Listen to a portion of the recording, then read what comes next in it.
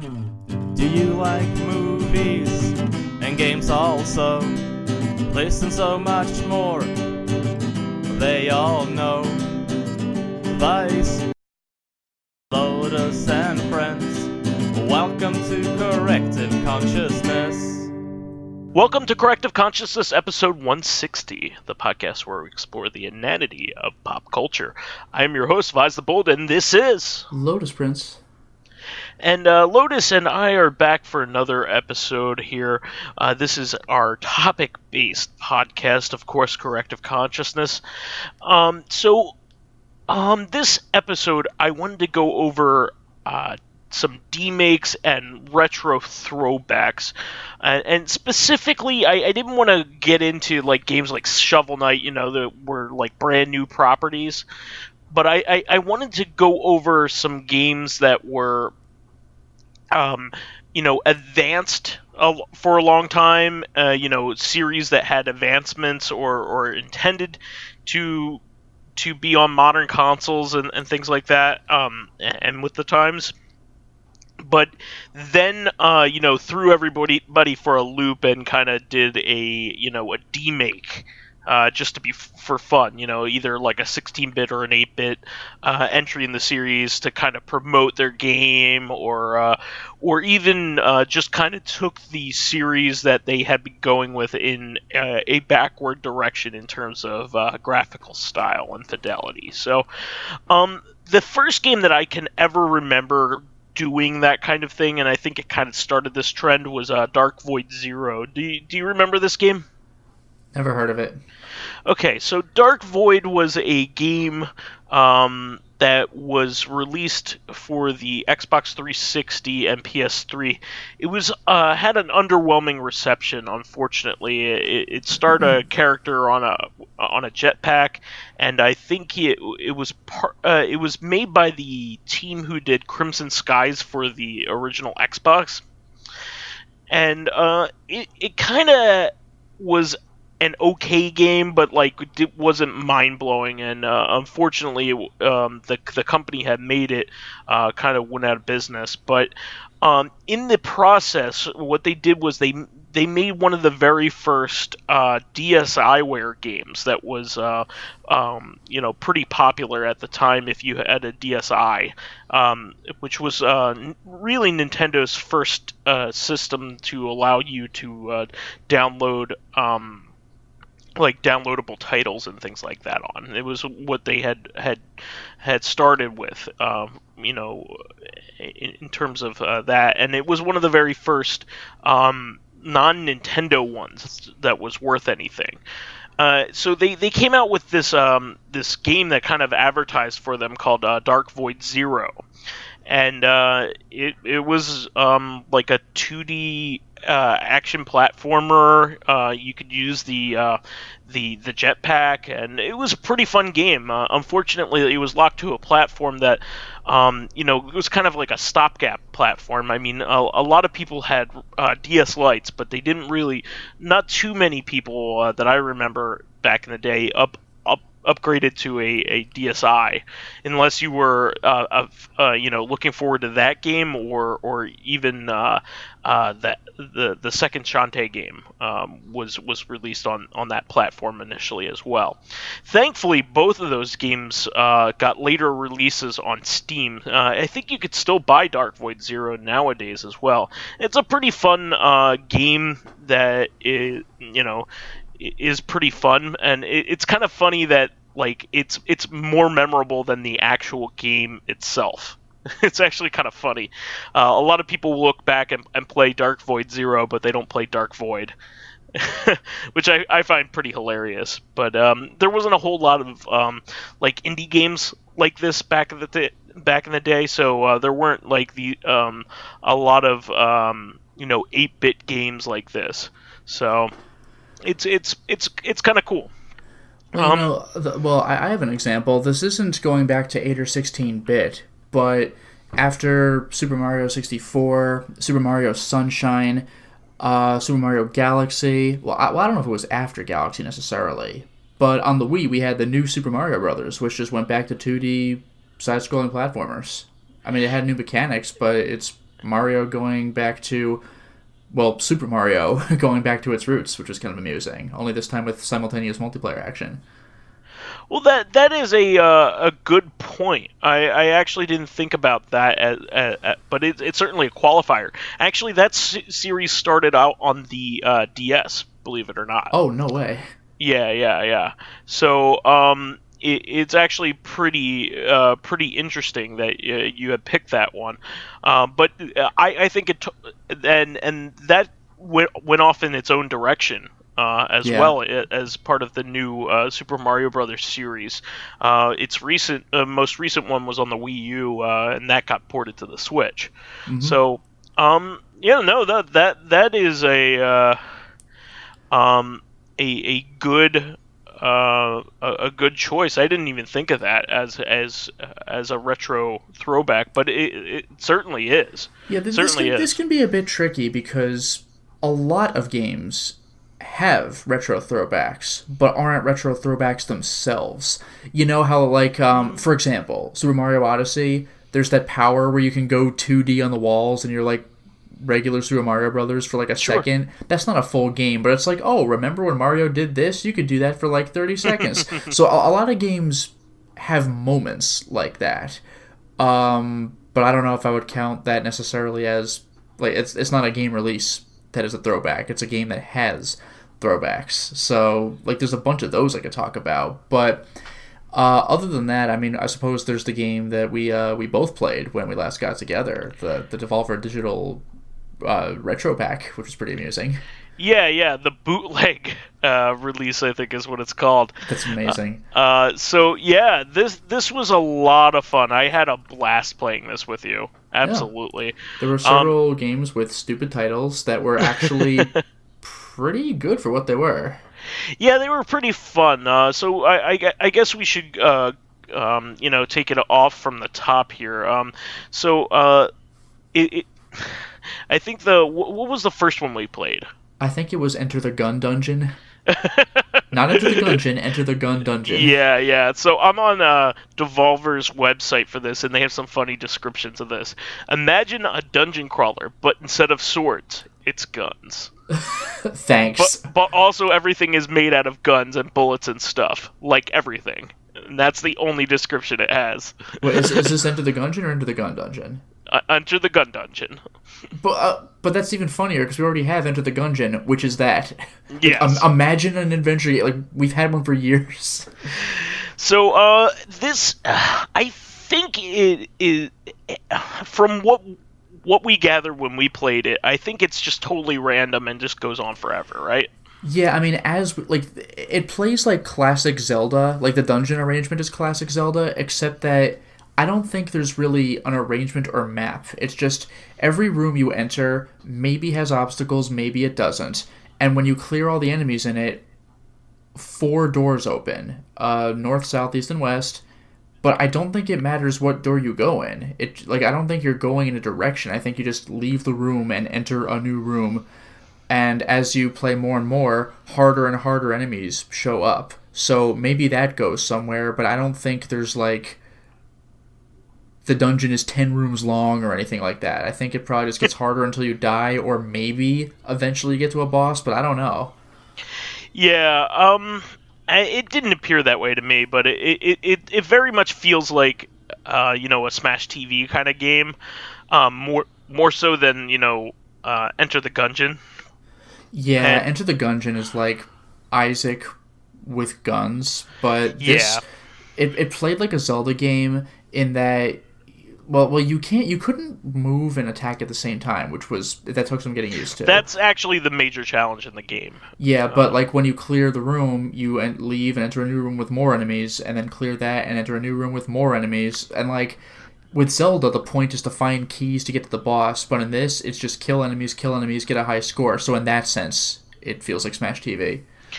Yeah. And I should add that they were really true to the kind of like the philosophy of these old games.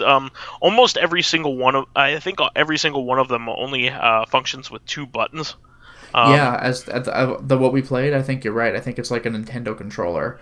Also, unlike Enter the Gungeon, where I believe you could fire in 360 degrees. In Enter the Gun dungeon, it's only the 8 directions, like diagonal if you hold 2 direction buttons, but otherwise that's about it.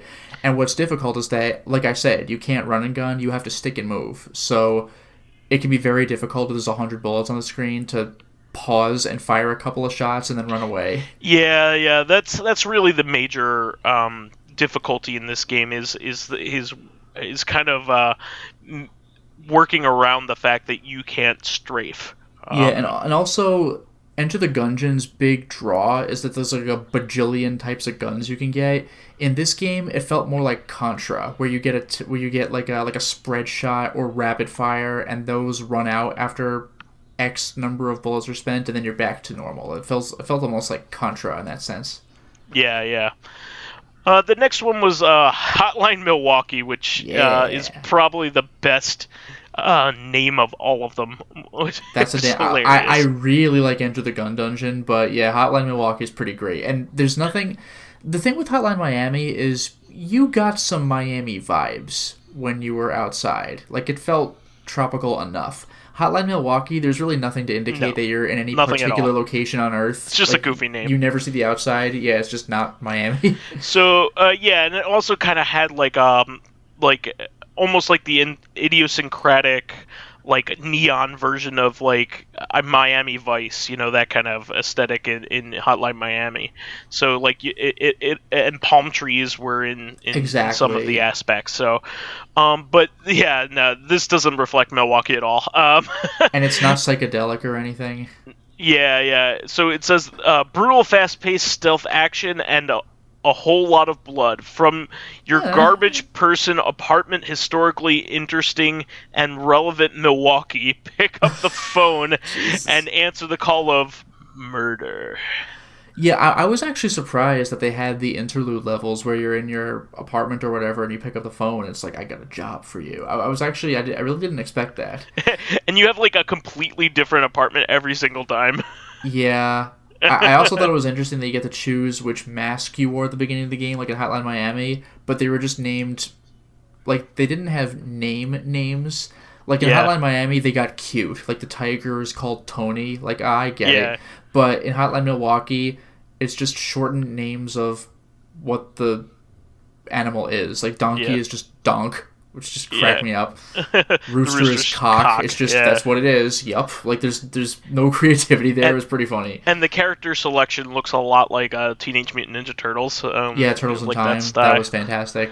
Yeah. And again, as far as gameplay is concerned, you cannot run and gun or run and slash. That got me killed a lot of times. I would run up to a guy and press the attack button and nothing would happen because I was still moving. So you have to kind of... You have to get behind them and pause and hit them or let them come to you. This game felt very similar to the original game. It did. It actually did. Much more so than the other games, I think. The other games mostly did their own thing. But Hotline Miami really did feel like, what if you only had what the NES was capable of?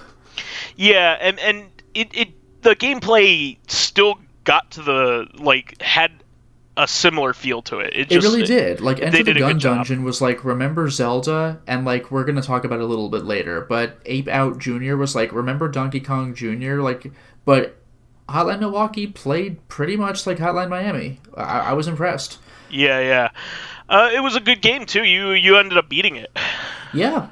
There were 21 levels, the final one being a boss, and every 4 levels you would go back to your apartment for an interlude that didn't really matter, but it was just kind of amusing. It was a callback. And you had a couple of weapons. You had knives, bats, katanas. You could swing them, you could throw them. You had guns, which had ammo that depleted, and then you could throw them. And pistols, shotguns, and assault rifles, I believe. Right? Yes, and what I really couldn't believe was that enemies ran out of ammo too. I really didn't think the game would do that.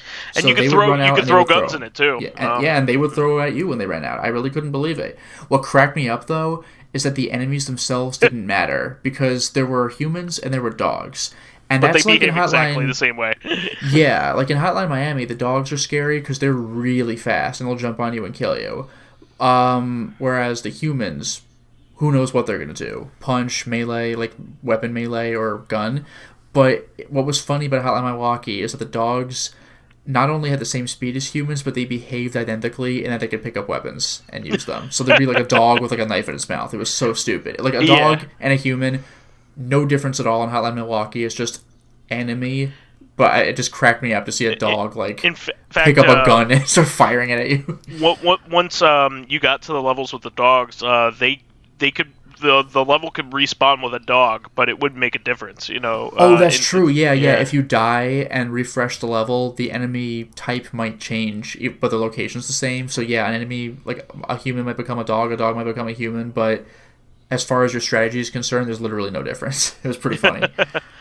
So the next one is Ape Out Jr. Yes. This was actually a really, really good one, and you ended up beating this one as well. Yeah, so, I mean, like, I told you a little bit about Ape Out. Ape Out is probably one of the lesser-known Devolver Digital titles. It's available on PC and Switch, as far as I'm aware. Yes. And it's kind of like Melee Hotline Miami. It's overhead, you're an ape, you bust out of stylized. Very. You bust out of your cage or your containment unit, whatever, and then the goal is to get to the exit.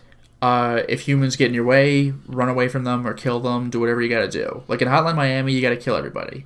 In Ape Out, you may or may not kill people, depending on how risky you think it is. So it's like overline semi-psychedelic. You just melee a guy and shove him. If he hits a wall, it has a heavy emphasis on blood. Actions creating like music or part of the music. When you kill a guy, you hear like a little cymbal clash. You contribute to the soundtrack. Now with Ape Out Jr., it's called that because you're like the ape's son, I guess. It plays like Donkey Kong Jr. It really like the on NES Donkey Kong Jr. So you can climb vines, do that thing where you're like sideways straddling vines. Yeah. But as far as killing guys is concerned, you'll grab them. But when you throw them, in regular Ape Out, if you shove them, they'll go staggering backward. But if you hit them into a wall, they explode in blood. Like, they're done. They become a puddle. In Ape Out Jr., when you throw a guy, he's dead. But he'll roll all the way to the end of the area until he hits a wall. Or if he falls, he'll roll all the way up to a fall down, and when he hits the ground, continue to roll in the direction you originally pushed him in. And it's like... I don't know how many people will understand this reference, but it's very Snow Brothers in that sense. So and you could combo or even guys like into other guys. You could say Bubble Bobble or anything like similar to that. Yeah, that's true. Bubble Bobble did do that. You could also pick up bananas for points, which was never a thing in the original Ape Out. It's just kill guys if you want to and leave because you have to. But again, Ape Out Jr. is basically Donkey Kong Jr. except you can kill guys. It's just straight up Donkey Kong Jr. with an Ape Out skin on it, kind of. It's kind of like how Sekiro Shadows Die Twice is not a Soulsborne game, it's a Tenchu game, but if FromSoft made it. So Ape Out Jr. is Donkey Kong Jr., but if Devolver Digital made it. It was pretty entertaining in that regard as well. So the aesthetic was very Ape Out, but the gameplay, I see how it was inspired by it, but the look and the gameplay was a bit different. It was pretty entertaining in that regard. It's a different game, but you could see where it came from. Just like Enter the Gun Dungeon is a different game, but you see where it came from. Like you said, Hotline Miami or Hotline Milwaukee actually felt like 8-bit Hotline Miami. Yeah. This was a lot of fun though, because to our surprise, like the levels are very deliberate. Yeah, there's real strategy in there if you want to go for max points, and in some cases, even figuring out how to beat a level. Yeah, it was pretty cool. Like all of the stuff involved in moving forward in this game, it revolves around its mechanics and specifically doing certain actions to set yourself up so you can finish the levels. Yeah, the thing that threw me the most is that there are some jumps that you can only make, and you would only get this by figuring this out eventually by trial and error. If you grab a guy, you can climb vines with them, you can jump with them, and what I did not realize is that it's almost like Donkey Kong Country. If you have a guy, if you grab the guy and you jump, and then you throw him away, you'll get a double jump. Like, you'll jump upon throwing him. It's kind of like, it was unintentional in the original Donkey Kong Country, but then very much intentional in Donkey Kong Country 2, where if you roll off a ledge, you store your jump so you can just jump after a roll, even though you're midair. So in Ape Out Junior, there are some power-ups that make no sense. They're like under the bottom ledge, and if you fall, you die. So what you're supposed to do is grab a guy, walk off the ledge, and then just jump from there to get the item. But you would never think to do that on level 1 or 2. But once you play level 17 or 18, you're like, oh, that's what I was supposed to do. It's pretty clever. Yeah, so the description of this one is escape out of ape prison in this classic arcade-style platformer where you play as an orange gorilla who will kill everyone so he can see his dad again. I mean, yep. That's it was a lot of fun, though. There were some really clever mechanics and levels in there as a result. Yeah, it turned into a puzzle game, which I really didn't expect. Like Donkey Kong and Donkey Kong Jr., you have to navigate past obstacles, but I don't know if I'd call them puzzle games. No. But they're just hard platformers. This turned into a puzzle game. Yeah. It didn't kind of start off that way. But it turned into one that way. Again, weird reference to make, but it's like Siren, known in Europe as Forbidden Siren. It's a horror game, but the thing is, it turns into a puzzle game because there are patrolmen who will just one-shot you with their guns. So you have to use your special ability, which allows you to see through their eyes, so you can identify their positions, so you know where not to be. So it almost turns into a horror puzzle game. Mm-hmm. The next one was Shooty Boots, which is a I forgot about that one. demake of Downwell. I actually really love Downwell. Is that even a demake, or just like an alternate make? It's really kind of an alternate make, but I'll read the description. It's a never-ending story of a young boy falling down a well wearing a giant boot as if it were overalls, which is also a gun. Yep. And like you're wearing the Karibo shoe from Mario 3, like, permanently. Yeah, so you have a gigantic boot that you're in, or you're very small, or you're in the gigantic boot. Who the hell knows? Who the hell knows? But it basically plays just like Downwell, but you're a lot less nimble because you're in a giant fuck-off boot. Yeah, it's pretty, like, the movement feels pretty, well, it is pretty clunky, but once you get used to it, you can make it work. So you can't walk like in Downwell. You can only hop. So that kind of limits you, but this is a one-button game, actually, which is pretty interesting. That's true, because the fire button is what propels you upward, so you can use it to hop, and if you're in the air, you could fire to give yourself a little bit of air. This game I'll actually probably end up going back to, because it's kind of like an alternate version of Downwell. A lot of the same mechanics are still there. Like, you could still stomp on enemies and do damage to them. Mm-hmm. And you could still buy upgrades and things like that, but it's just like it's kind of like a version of Downwell that has like more stringent mechanics, but it's still just as addictive because it's kind of like playing the game with alternate like physics or alternate mechanics. So yeah, that is pretty clever.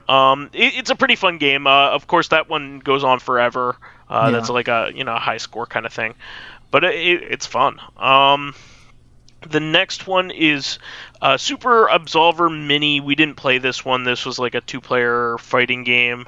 Mm-hmm. I've never really played Absolver, so didn't really have much of a connection with that.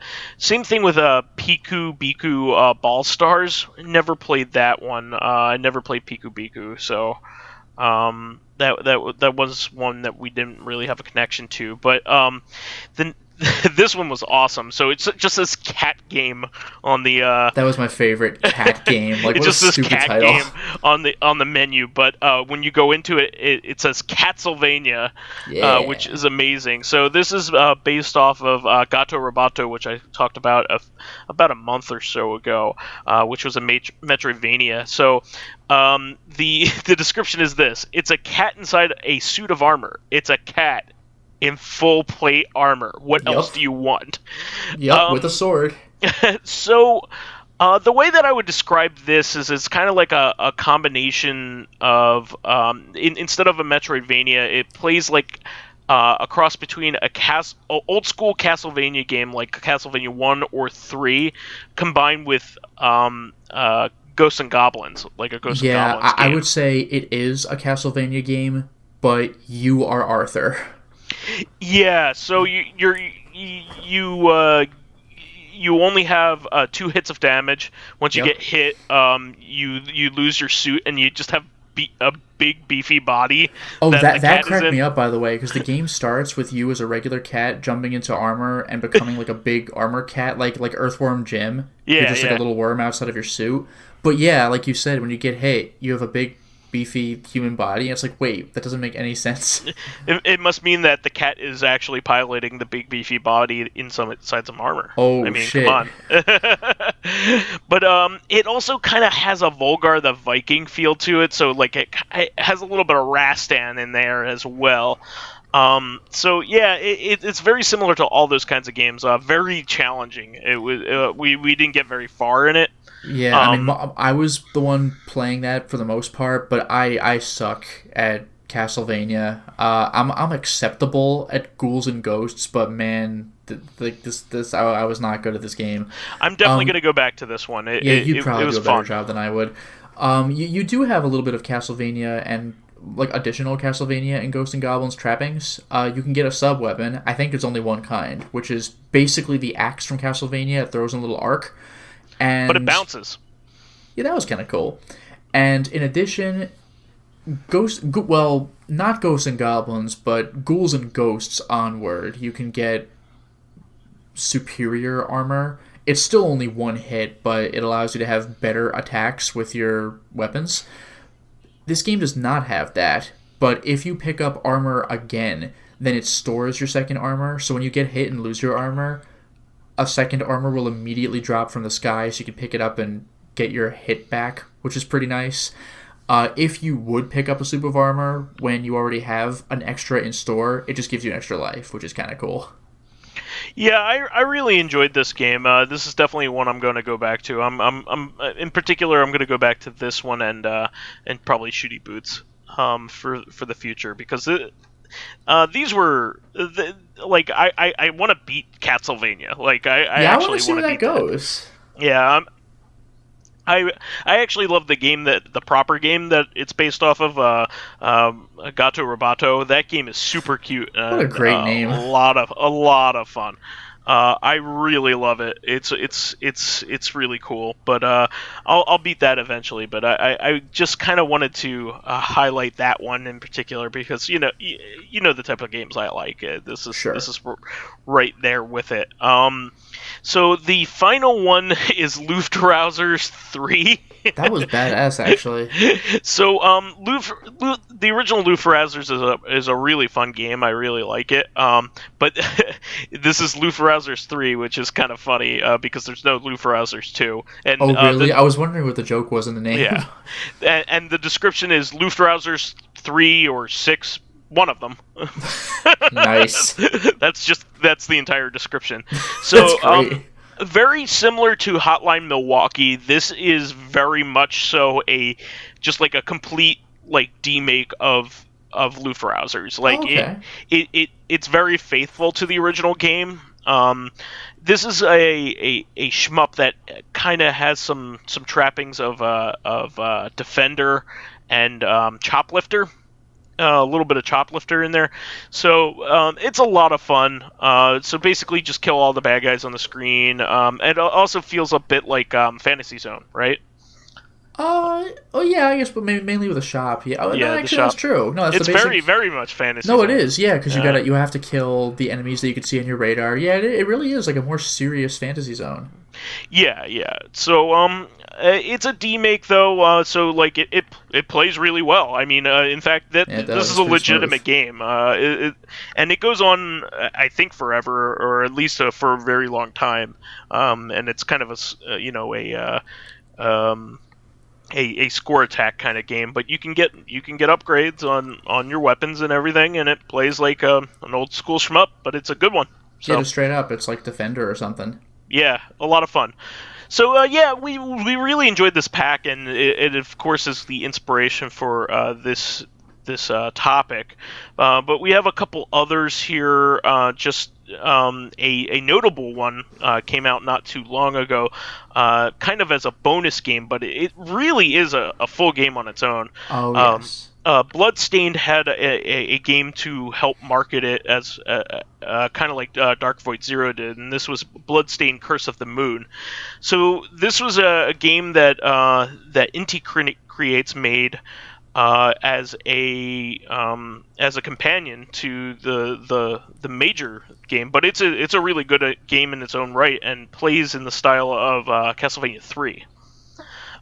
We actually had a really good time playing this one as well together.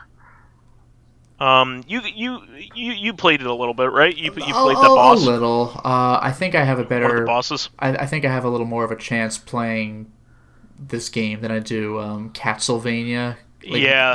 Bloodstained is like tough. A more serious product, and it's like, what if Castlevania were made with modern... mindsets, so it feels smoother. Like a was widescreen. clunky, or not Gato Roboto. Castlevania was clunky, but it was supposed to be. But the boss battles are actually pretty damn difficult. Yeah, they're involved. In this game. And you have to be on your feet. I also like the fact that you could play as a lot of different characters in this game as well. Again, very Castlevania 3. You could partner up with whomever, except that, again, modern conventions. With Bloodstained, I think you could swap among all the characters you've gained, whereas with Castlevania 3, you have a partner that you might swap out with a different partner. So this is pretty cool because I don't think it's in continuity with the other games, the other Bloodstained game, but it kind of has like an alternate telling of what happens. That's cool. And a couple of the bosses are like demaked versions of bosses that show up in the proper Bloodstained game. So this is pretty cool. You start off as Zangetsu, which is the David Hayter voiced character that I talked about. He is like a samurai, essentially. Mm-hmm. And then you unlock Miriam, who's the main character of the proper game. Alfred, who is kind of like the Silpha character. And Jeeble. I don't know. I don't think I had gotten far enough to have unlock Jeeble. I don't know what he does in the game, but it's still pretty cool. I enjoyed this a lot. I'm gonna be playing this probably a little bit more, and I'll report back on what I think of the entire game once I finish it. But it's a full-fledged like Castlevania 3 style game. Like it's I wouldn't even call this a marketing game. Like, it's like a full-fledged game. And it was made by former Capcom people. This is made by Inti Creates. So a lot of the same people. Inti Creates is a lot of ex-Capcom employees, yeah. Not Konami? This is like basically a Capcom Castlevania game? Yeah, well, Inti Creates makes a lot of old-school style games, so they first kind of had their cut their teeth doing the Mega Man Zero games. Okay. And then they ended up making, Mighty Gunvolt, Azure Striker Gunvolt later on, which are basically like, the new Mega Man games. And that kind of goes along with our next entry, Mighty Gunvolt. Mighty Gunvolt, which is pretty cool. I actually really enjoyed this game. It was also given out as a bonus title. So Azure Striker Gunvolt, when that came out, plays very similarly to the style of Mega Man X, I would say. Mm-hmm. And they came out with a game starring the character that also had, was it Beck from Mighty Number 9 in it. And in an 8-bit Mega Man style game, which ended up being really good on its own, just like all these other ones. So they really captured the essence, and I wouldn't even call these like bonus games because they feel like full-fledged products to me, and they're good in their own right. I think they also added to that series. There's Mighty Gunvolt Burst now. Nice. So there's like a second game in that micro series, which is pretty cool. I also think it's really funny that the people that made Mighty Number 9 also made other good games, but Mighty Number 9 in particular was just bad for some reason. Yeah, that was their big one. It was just Yeah, but like they can make this style of game. They've been successful at it, and somehow they utterly botched that one. So I don't know. But moving on, I kind of speaking of Mega Man, right? Yeah, exactly.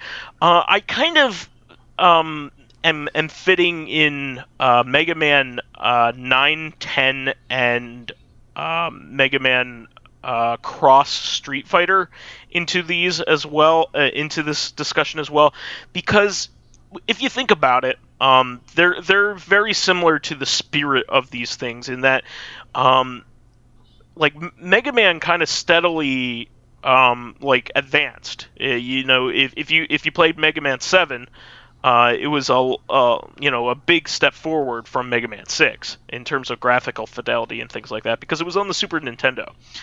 And then Mega Man 8 was of course on the PlayStation and the Saturn. So they had all the trappings of what went along with those platforms. But they decided to dial it back with Mega Man 9 and make it in the style of Mega Man 1 through 6, mm-hmm. which is a big deal at the time, because there weren't a lot of indie games with pixel art and things like that like there are now.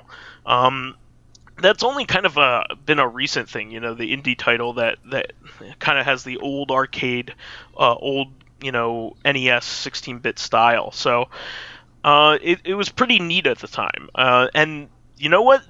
Those games are really successful. They're a lot of fun. They're just as good or even better than some of the older ones, if you ask me. I don't know if you ever played 9 or 10, but there's some really good level design in 9 in particular. I never really played any of the Mega Man games. I've only played like X 1 through 3.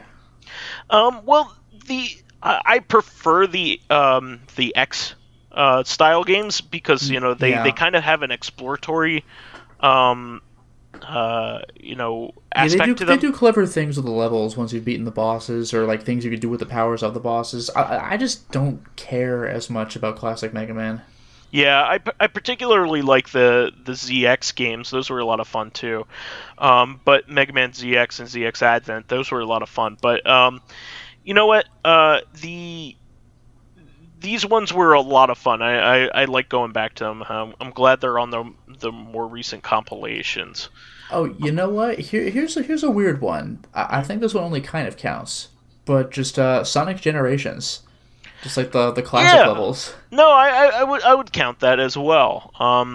Because it purposefully goes back to an era while you're playing it. And it's like half the game is that. Yeah, where it's a side-scrolling platformer, but like what I like about those is that when you play as modern Sonic, you see running forward interpretations of those levels. So it's like, what if we took levels that you knew and changed the perspective completely? Like, I thought that was pretty clever. Yeah, and Konami kind of did this kind of thing as well with the Rebirth games. I've talked about them many times on previous episodes on WiiWare, and those games are really fantastic, especially the Contra and Castlevania 1. I definitely recommend going back to those. Those are really, really fantastic. It's funny because the Castlevania one is a remake and a demake, because it's basically Castlevania Adventure on the Game Boy, but if it were playable by modern standards. But it's a throwback considering what Castlevania was at the time, like Lords of Shadow and stuff like that.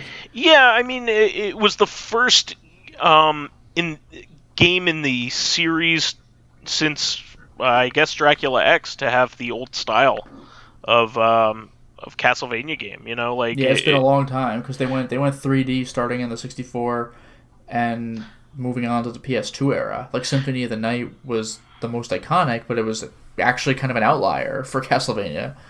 Well, and then you also had the Game Boy Advance. That's true. It took that style ones. And ran with it on the handheld platforms, but on home consoles it was 3D exploratory stuff, and those games were okay. They didn't have the appeal that the handheld ones did. But the Castlevania Rebirth went back to like old style Castlevania. Yeah, I enjoyed that one quite a bit. the only other one that I have here for myself is that the Kunio-kun games or the River City games are also kind of like that. They advanced like the style of those pretty far back in the day. I mean, if you played like the Super Nintendo games, like they advanced pretty far with their their art style and graphics, especially. The characters look beautiful in the version of Super Dodgeball for the Neo Geo. Did you ever like see that in motion? It looks really, really nice. And it's really neat, arcade pixel graphics of those style characters, which is pretty cool. But they kind of like all... everybody kind of remembers the NES games the best, of those. So they all kind of retain that look, except for the more recent announcement of River City Girls. It's just pretty cool that they kind of like even the 3DS titles that they come out in that series kind of have this like NES look to them, which is kind of neat. Actually, here's something that I really had no business forgetting, considering I just remembered Sonic, but Sonic Mania is an actual retro throwback. Yeah, you might actually think it's on the Genesis at first. We should have made that connection. Yeah, for sure. I mean, Sonic games kind of do this all the time, but they never did it to that extent, with Sonic Mania. That's a particular case that I should have even remembered, because, it plays just as if, the 16-bit titles were advanced, like, basically just only a little bit. Yep. But they're freaking great. There's some animation in there that's a little too smooth for the Genesis, but the general, if like a screenshot just looks like it's from the Genesis. It's amazing. Well, but then you look at the resolution and the frame rate, and you're like, there's no way an old system could play this. No way. But yeah, for sure, that's a good one. I should have realized that. I pretty much have named all the ones that I can think of, to be honest. Yeah, I think I might be tapped out. Like I said, the only other stuff I can think of is little, 30-second winks. Like, remember back when we used to do this, but those aren't full games. Yeah. All right, well, then we can move on to our weekly stuff here. Would you like to start with fan comments? Yeah, we got a couple comments. Living Corpse had a facetious one. You need a Bethesda account to read this comment. It's like, oh no. And too bad. Yeah. God damn it. And Dracologist said, I need to change my stance on the Wolfenstein Youngblood to barely serviceable, with a notation that the two characters you're stuck with are incredibly grating to one's mental health. And it also says, Bethesda showed their hand when the only thing they patched was the ability to get coins via a cheat engine. Yeah, that was annoying. And then I completely forgot that Nazareth was the place in Overlord. So, yeah, that's something that was over my head, because I don't know Overlord. When I hear Overlord, I picture that game that was on, like... the PC game? Yeah, like PC and PS3. Yeah, what is Overlord? Like, there's anime or manga of that? Is that what Overlord is? I don't even know. I have Overlord 1 and 2. I never touched the Wii one. And is there, like, a handheld one somewhere? Yeah, there's a DS one. Original DS. Man. Yeah. Yeah, I beat the first one. That's as far as I went with it, though. It's a fun series, though. It's kind of like... It's interesting. Yeah. Oh, yeah, and there's one more I forgot to post from General Ledger here. Ah, yes. Would you like to read it? If you would post it, then... Oh, there it is. It's on the next page. I was like, yeah, for Coke versus Pepsi, I don't notice a difference in the sweetness, but I do notice a difference in pH. Coke tastes more acidic, and Pepsi more alkaline. Sorry. Coke tastes more acidic, and Pepsi more alkaline to me. So, I'll pick whichever balances out whatever I'm eating. What balances out with whatever I'm eating at the time. That's really interesting. Yeah, For a question, okay, so we actually do have a question then. Which monstrous curse would you find the most or least tolerable? Vampirism, lycanthropy, the Gorgon curse, like if you are Medusa, that kind of thing. Yeah. Or Hamadryad. I've never heard of that one, but... Oh, no, I have. I haven't heard of the term. So your lifeline is bound to a specific tree. So we did have a weekly question. I was prepared to come out with my own. But there we go. He gave us a weekly question. So there we go. So just to recap the curses: vampirism, no going out during the daytime. You're weak to a whole bunch of stuff, but you're otherwise can't superpowered. Pass, moving water. Running water. Yeah. But like you're greatly powered up in pretty much every way, and you must live forever. You can live forever. You must drink blood to keep that going, so there'll be blood in your hands. Werewolf, you live a perfectly normal life by, well, I was going to say by day, but really most of the time. But at a full moon, you turn into a psycho killer and you have no control of your actions. Gorgon curse, depending on the interpretation, people can't look at you ever. Yeah. Or you can turn people to stone, but that's more like a superpower. So let's just go with people can't look at you ever. Or Hamadryad, your lifeline is bound to a specific tree. Trees can live for a long time, but when it dies, you die. If someone cuts it down early, you die. I might go with werewolf, honestly. Yeah, I was actually going to say the very same thing. It's like one horrible night per month, maybe two. But with vampirism, there is so much maintenance all the time. Medusa, you basically can't live your life. Like, you gotta be like a hermit. If you're okay with living in like an internet life permanently, maybe you can make that work. Or like wear like a sack over your head or something. Like wear a mask at all times. Maybe if you wear a mask at all times, you could do that. Maybe you could have a lot of blind friends. No, honestly, the Gorgon curse, if you wear a mask all the time, you might be able to get away with it.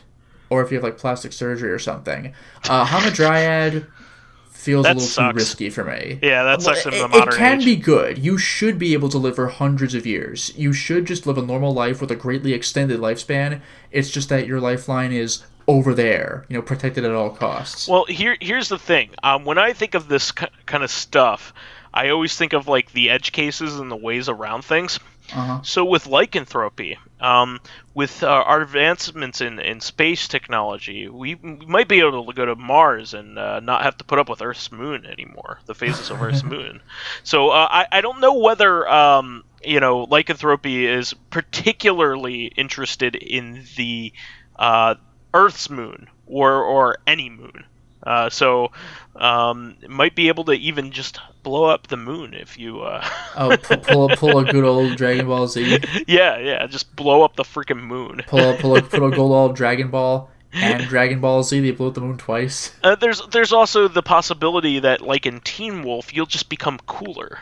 Yeah, you'll be good at basketball. What the fuck? Good at basketball, or in like Teen Wolf 2. Do you know what he was good at in that one? I know he was good at being played by Jason Bateman. Boxing. What? Yes. I mean, that's a good point. I sure as hell wouldn't want to box a fucking werewolf. I get destroyed. Fuck you up, man. Yeah, I don't want to fight a human boxer. A werewolf boxer? No way, dude. And he was just like a badass. Like everybody loved him. Yeah, like a werewolf is just like a crazed, superpowered human. Like I don't want to fight that. No, but yeah, werewolf. I was gonna say werewolf because it's one night a week, but with the Medusa thing, one night a month. One night a month. But with the Medusa, if you wear a mask, you might be able to get away with it. You really might. If someone rips off your mask and they fucking die, then you'll be like, well, that's why you don't do that, and then no one will ever touch your mask again, and it's over. Or just go to a school for the blind. There you go. But no, for real, like your friends could respect your personal space, and some douchebag pulls your mask off, and he's dead immediately, and you're like, see, guys, that's why I wear a mask, and they're like, oh, geez, and then you live the rest of your life. I'm getting the feeling that Lotus might actually even want this curse. I don't want the curse, but I think it's the most manageable. It's just that I don't know if I'd want to wear a mask all the time. Like, I don't like wearing headphones all the time. I don't know if I want to wear a mask all the time.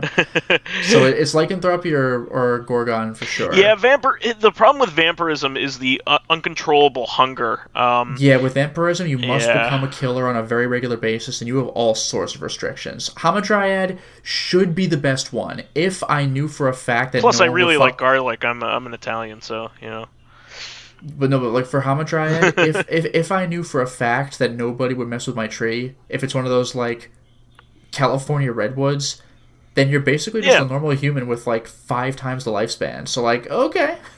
Maybe Just more than that. Tree's better gonna live not for be a in a long place time. where it's going to get clear cut soon. Well, that's what I'm saying. Like, if I knew my tree was going to be fine, then Hamadryad hands down. Like, you just live a longer life, and that's it. Like, it's all about protecting the tree. Yeah, it's not too bad. All right, well, I think we explored that topic pretty well. Really want to thank General Ledger to coming up with that Actually, that what question. what if I become a Twilight vampire where You just everyone's a sparkle during Mary the day? Sue and it's nothing but benefits?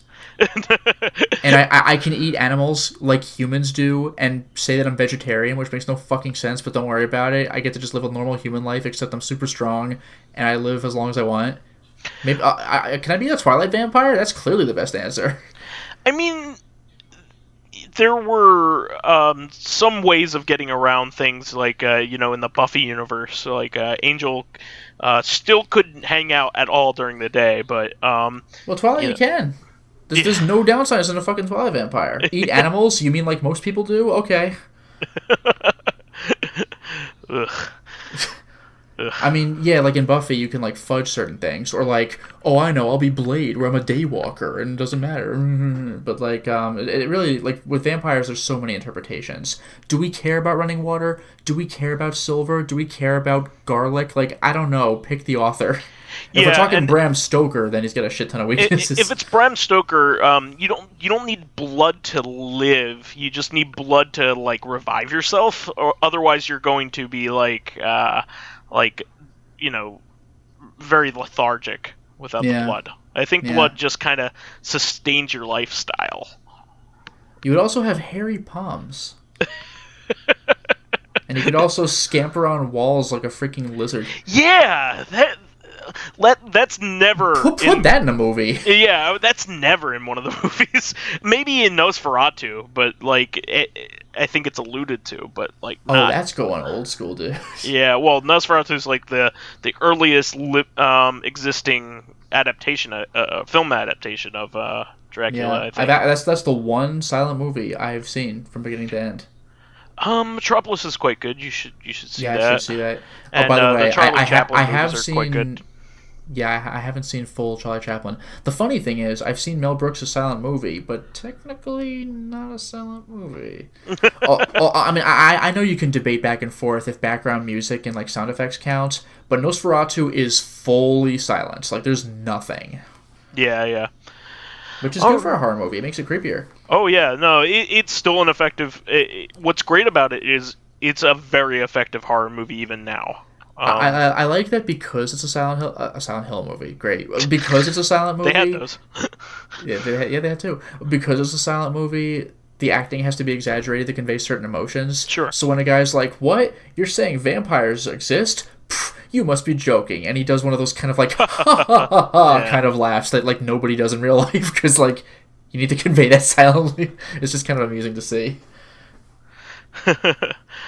Well, I think we explored that one really well. So definitely want to encourage other people to post questions as well. We got very close to using one of our own. So definitely drop us like a few. Even if it's just like generic questions like this. I love discussing things like this. It's a lot of fun for me. Especially hearing Lotus's justifications. Yeah, what if I accidentally killed a guy and then no one would ever take off my mask again? What the fuck? or what if I told you not to look. What if you turned into a werewolf and your best friend, which you killed, haunts you until you die? Oh no! Like an American Werewolf in London. Actually, in Being Human, they tried getting around the werewolf thing. It's just it was really difficult. Like the guy would lock himself in basically like a fallout shelter and just have a shitty night, but at least he doesn't kill anybody. It's like, that sucks. The best you could hope is not like crippling guilt after that's the thing. Being yourself. Well, it's like it was just like, I mean, I know you were just alluding to it, but it's like American Werewolf in London. He wakes up like in the wolf pen in the zoo, like, whoa, that was weird, and then he hears on the news somebody's been mauled to death, and he's like, it freaking sucks, dude. Well, that's the show for this week. We want to thank our fans who contributed questions. Thank you once again. Definitely keep us supplied with awesome topics by submitting questions of your own via the YouTube and SoundCloud pages. While there, please give us thumbs ups, likes, and 5-star ratings on iTunes. Helps promote and spread awareness of the show, and any bit of encouragement helps keep the show going. Also, you can catch us on Tuesdays on our sister podcast, Reactive Consciousness, the in-depth look at this week in our lives. Finally, you can friend me as vysethebold on Steam, PSN, Xbox Live, Twitter, Switch, and Battle.net. And you can follow me on my YouTube channel, Lotus Prince. You can hit me up on Twitter at Lotus Prince. And finally, if you are interested in seeing my videos early, getting in on exclusive live streams, like Bendy and the Ink Machine, seeing my videos early, getting on exclusive live streams, seeing my videos early, getting on exclusive live streams. Oh, sorry. If I were a record, I'd have to readjust the needle. You've broken this record. I've broken this record. Selecting upcoming games for me to Let's Play, or getting involved in Discord discussions with me and other patrons, then perhaps consider swinging by my Patreon account, which can be found at patreon.com/LotusPrince. All right, everybody.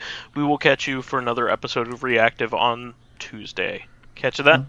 Until next time, everyone. Bye.